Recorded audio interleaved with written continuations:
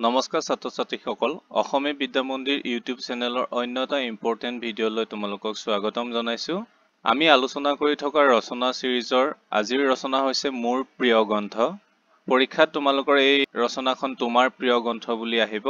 উত্তৰ লিখোতে মোৰ প্ৰিয় গ্ৰন্থ বুলি উত্তৰ আৰম্ভ কৰিব লাগিব। এই ৰচনাখন HSLC অৰ্থাৎ মেট্ৰিক পৰীক্ষা 2013, 2016, 2018, 2021, 22, 2024 এই গোটেই কেইটা চনতে আহিছে। সেয়ে এই ৰচনাখন অতিকৈ এখন গুৰুত্বপূৰ্ণ ৰচনা। এই ৰচনাখন তোমালোকে মনত ৰখাটো খুব প্ৰয়োজনীয়। আৰম্ভণি। গ্ৰন্থ মানুহৰ শ্ৰেষ্ঠ বন্ধু। গ্ৰন্থ অধ্যয়নে মানুহক জ্ঞানৰ অমৃত কুণ্ডৰ সন্ধান দিয়াত সহায় কৰাৰ লগতে সঞ্জীৱনী শক্তি দান কৰি মনুষ্যত্ব গঢ়াত সহায় কৰে।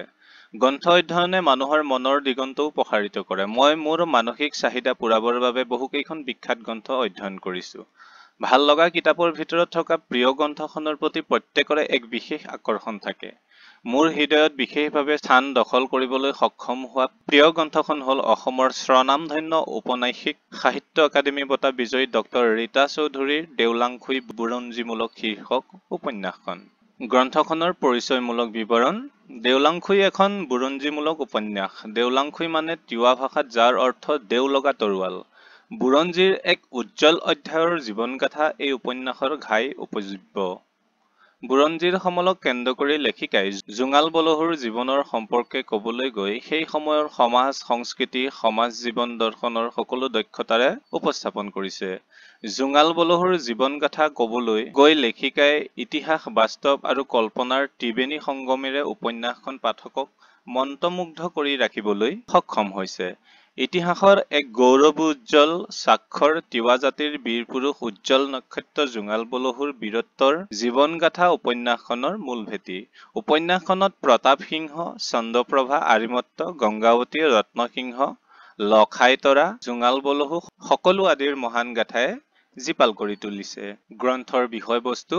ৰজা প্ৰতাপচন্দ্ৰৰ ৰজাসুলভ গাম্ভীৰ্য অহংকাৰ ধৰ্মপালক বংশৰ ৰক্ত প্ৰবাহিত ৰণতৃষ্ণা আৰু বিজয় তৃষ্ণাৰে পৰিপূৰ্ণ এজন লোক। নৱবিবাহিতা পত্নী চন্দ্ৰপ্ৰভাক মায়াপুৰৰ নতুন ৰাজধানী গ্ৰহণৰ উৎসৱত সামান্য এটি কথাতে মিছা সন্দেহৰ বশৱৰ্তী হৈ গোভা ৰজা সাধুকুমাৰৰ লগত নিৰ্বাসন দিয়ে। নকৰা অপৰাধ এটাৰ ক্ষমা নিবিচাৰি বিনা বাক্যই গুচি যায় নিৰপৰাধী চন্দ্ৰপ্ৰভা আৰু গোভা ৰজা সাধুকুমাৰৰ ছত্ৰছায়াত থাকিবলৈ লয়। নিৰ্বাসন দিয়াৰ সময়ত চন্দ্ৰপ্ৰভা অন্তঃসত্ত্বা আছিল। চন্দ্ৰপ্ৰভাই গোভা সমাজৰ লগত মিলি যায় আৰু সেই সমাজৰ নিয়ম মতে আবি কনচাৰী নাম গ্ৰহণ কৰে। চন্দ্ৰপ্ৰভাই গোভা ৰাজ্যত এটি পুত্ৰ সন্তানৰ জন্ম দিয়ে আৰু তাৰ নাম ৰাখিলে আৰিমত্ত।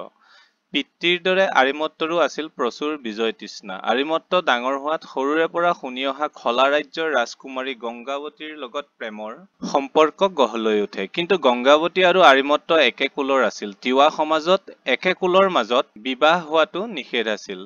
সমাজৰ বাধা নিষেধৰ বাবে তেওঁলোকৰ মাজত বিবাহ সম্ভৱ হৈ নুঠিল। এই কথাত ক্ষোভিত আৰু দুঃখিত হৈ আৰিমত্তই কমতাপুৰৰ সিংহাসন অধিকাৰ কৰি তাতেই থকাৰ সিদ্ধান্ত লয় আৰু মন্ত্ৰী নীলকান্তৰ জীয়ৰী ৰত্নাৱলীক বিয়া কৰায়।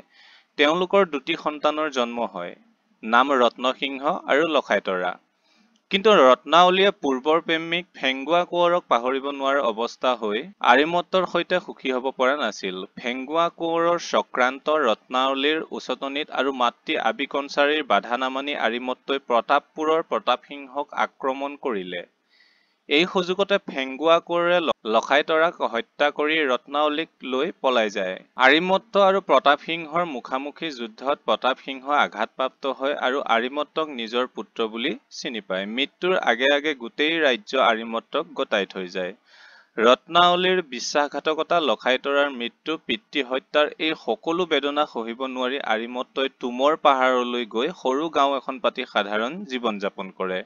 সেই সময়ত আৰিমত্তলৈ বাট চাই আছিল আন এক দুৰ্ঘটনাই। অতীতৰ প্ৰেমিকা গংগাৱতীৰ গৰ্ভত জন্মা নিজৰেই যৌৱনৰ এটি ভুলৰ সাক্ষী জোঙাল বলহুৰ হাতত প্ৰাণ দিব লগা হয়। জোঙালে মাক গংগাৱতীয়ে বাধা দিয়া তুমৰ পাহাৰলৈ গৈ অচিনাকি দেউতাক আৰিমত্তক হত্যা কৰে আৰু মাক গংগাৱতীক দেউতাকৰ কটা মূৰটো আনি দেখুৱাই ভয়ৰ কাৰণ শেষ হৈ গল বুলি জনায়।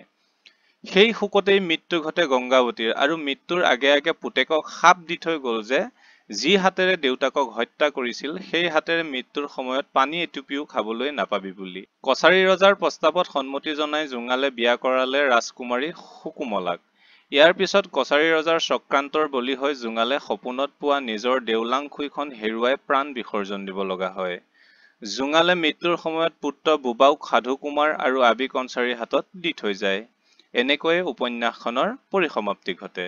পঢ়ি ভাল লগাৰ কাৰণ। দেওলাংখুই উপন্যাসত থকা সমাজ জীৱনৰ চিত্ৰ, কাহিনী, চৰিত্ৰ, লোকসংস্কৃতিয়ে মোক বিশেষভাৱে আকৰ্ষিত কৰিছে। লেখিকাই প্ৰতিটো চৰিত্ৰ নিখুঁতভাৱে বৰ্ণনা কৰিছে।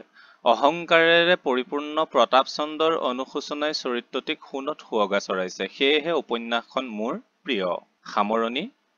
ডক্টৰ ৰীতা চৌধুৰীৰ উপন্যাসখনত থকা চৰিত্ৰ, সংলাপ, পৰিৱেশ, আৰম্ভণি আৰু সামৰণি সকলো সুনিপুণ হৈছে বুলি ক'ব পাৰি।